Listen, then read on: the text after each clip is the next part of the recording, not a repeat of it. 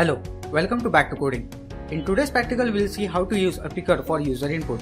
Don't forget to hit that subscribe button and a bell icon so that whenever I publish a video, you get notified instantly about it. Android provides ready-to-use dialogues called pickers for picking a time or a date.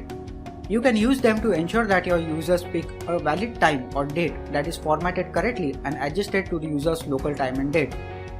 In this series, we'll create a new project and add the date picker and time picker.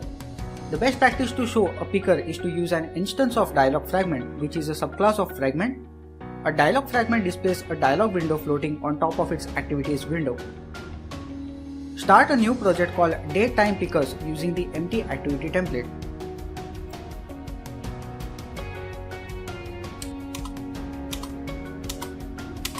First, we'll work on main activity layout.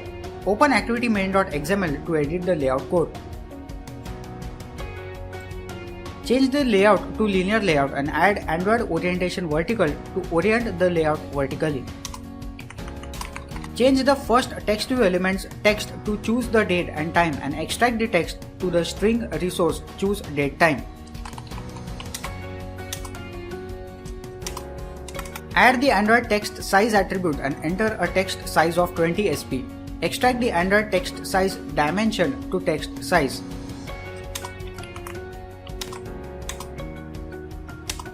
Add a relative layout child inside the linear layout to contain the button elements and accept the match parent default width and height.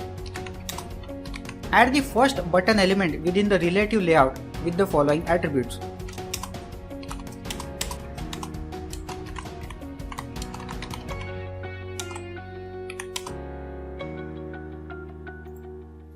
Extract the string date into string resource date button.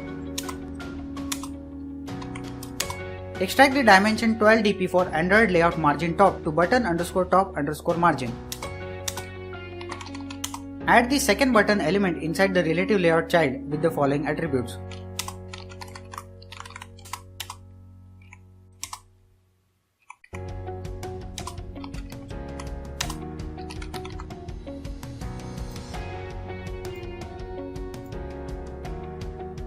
Extract the string time into string resource time button.